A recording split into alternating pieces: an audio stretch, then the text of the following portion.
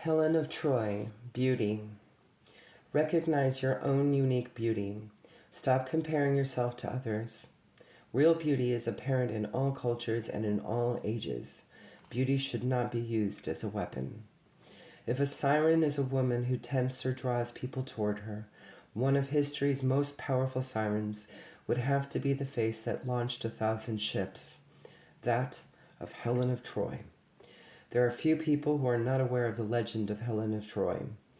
The way the whole of Greece gathered a massive force to bring her home from the arms of the Trojan prince Paris to her rightful husband Menelaus, the dire, bloodthirsty war, the fate of Achilles, the eventual fall of Troy because of the wooden horse full of Greek soldiers.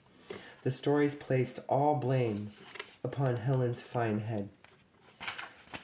Lesser known, but equally interesting, is her history prior to Troy, which gives us lessons about the role of beauty. Before becoming Helen of Troy, Helen was Helen of Sparta, a princess of the most powerful military city of the day. It was said that Helen was the daughter of Zeus and Leda, the wife of the Spartan king Tyndareus. I can't even say his name, sorry. Helen was born from a giant egg, as Zeus seduced Leda in the guise of a swan. Although mortal, Helen was gifted with the otherworldly beauty of a goddess. She was brought up as a Spartan woman, athletic, strong, opinionated. This combination, her beauty and a sense of spiritedness, made her a fatal temptation for men all through her life.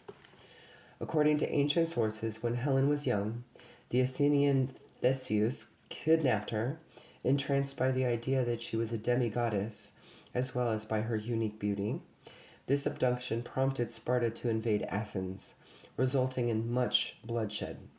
Helen's brothers, Castor and Pollux, the constellation Gemini, returned her to safety of their home, but after that she was virtually a prisoner of her own beauty until her mortal father deemed it time for a strategic marriage. Real beauty is hypnotic, yet in reality beauty has less to do with looking a specific way and more to do with the spirit coming through. The word charisma comes from the Greek charis and ma, meaning the spirit shining through.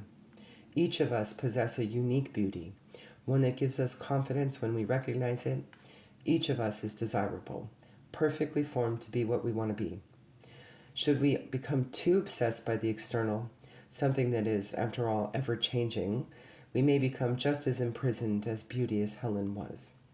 On the shadow side, it is easy to see the power of beauty in our society. More than ever before, we are bombarded with images of unattainable beauty, often created using a computer program. In a society obsessed with maintaining beauty through all means possible, we spend millions on makeup, beauty creams, haircuts, even surgery, in the hope that if we become a certain kind of beautiful, we will be successful and desired. The story of Helen teaches us that while beauty is something to be treasured, we can imprison ourselves with it. If we make a contest of our looks, comparing ourselves to others and either feeling superior or inferior, we risk missing out on our own joyful and unique life experiences.